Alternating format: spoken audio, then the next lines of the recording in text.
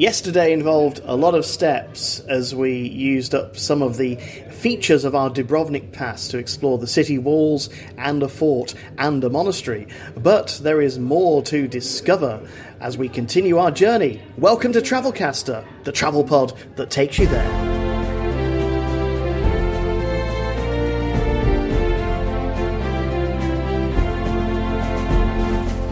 In this episode, we come firmly back down to earth, using up some of the other features included in the Dubrovnik Pass, and then we ascend high above the city. So join us on the journey.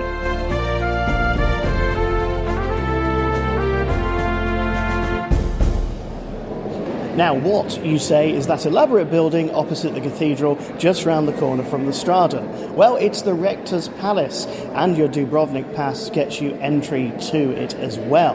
Now, in the evening, the large courtyard, open air below me is used to stage concerts of all types. You can read about them online, you can book them on the day, you can just rock up at the door if you want.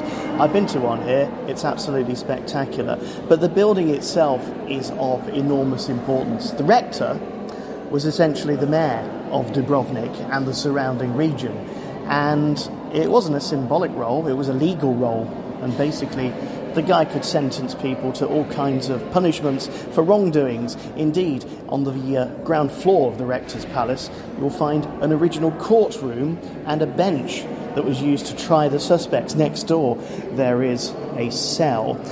Now, today, many of the rooms in the Rector's Palace are set aside for historical exhibitions, charting the city's history and famous people from down the centuries. There are seals, not of the seagoing type, the seals on charters and things like that. There are suits of armour, there are elaborate sedan chairs, and over here there's what looks to be a very early clock. You wouldn't be able to fit that on your wrist, it's enormous. Entrance to the Rector's Palace is included in your Dubrovnik Pass, and as you come up the elaborate stairways, you come to where the real heart of the action was, living quarters. Elaborate reception rooms, intimate bedrooms, well, intimate by the aristocracy standards. And over here, you can look out the window, down on your subjects below. Good morning, Dubrovnik.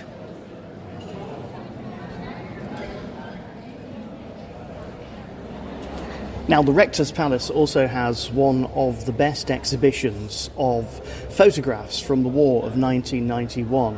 It's quite a small exhibit in the corner of the building, but it's really poignant. And what it shows is the determination of the people of Dubrovnik to defend their homeland.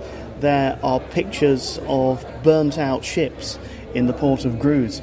There are pictures of paintings going up all along the boarded shops along the Strada, and pictures of people trying to evacuate the whole area to get free and to get to safety.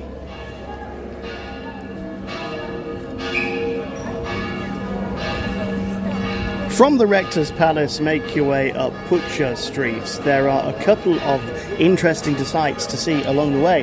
The first, the Serbian Orthodox Church. Quite ornate on the inside and on the outside. It's worth a photo and a few moments of your time. And then further up, turn left to come here to the house of Marin Dorjic. Now, that might not mean a lot to you as a name, but actually he was Croatia's version of Shakespeare. Yes, a writer of note who apparently lived here in the 16th century. I say apparently because there's a few gaps in the history here. You see, Marin worked as an administrator of the church next door, so the historians have concluded that he must have lived in this very building. Whether that's true or not is not entirely known. But, once again, this place is included in your Dubrovnik Pass, so have a look inside and read about the history of this great writer. There are plenty of exhibitions in English and some performances of his plays in various locations as well. One for the lovies.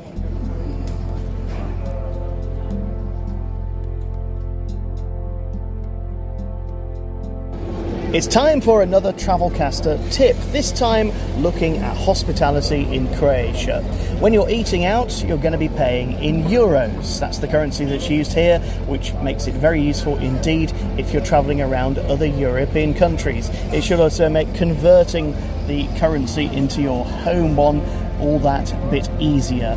Now, tipping isn't compulsory, it is encouraged, and it's up to you exactly how much you leave. Interestingly though, it does say on the menus, if you don't receive an actual bill, you're not obliged to pay. Most menus also carry a compulsory notice about where you can make complaints if things aren't going so well. I think these are more legal terms and ones that you'll probably be putting into practice. Most cafes and bars offer table service, though occasionally you might have to go up and order a drink yourself.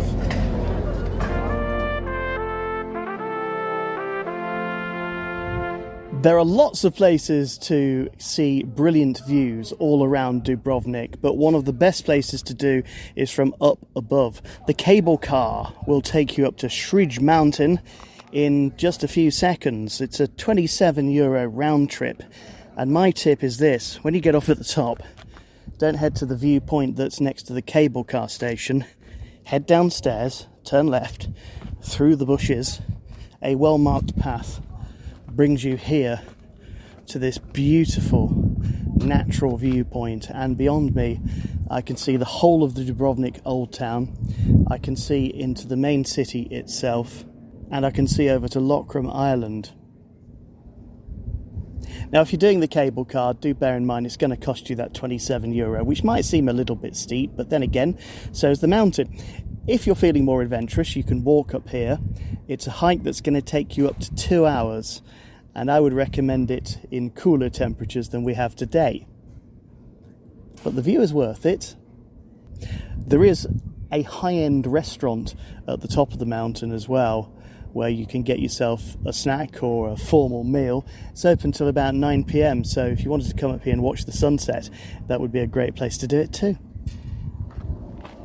Everything here at the mountain is laid out in an exceptional touristy way to lure you into the more expensive panorama restaurant that we mentioned there. But if you make your way down the steps towards the back of the restaurant, you'll come to an amphitheatre. Nice place to hang out, to have a selfie, take a picnic maybe.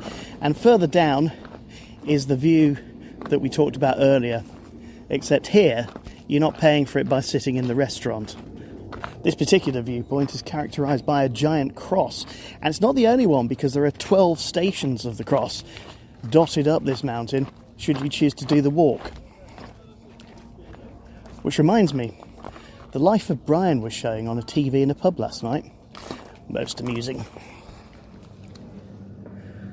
Well, after the dizzy heights of the mountain, we've come back down and into the old town for another evenings of entertainment, including that guy at the Irish bar who's still banging out the Irish classics.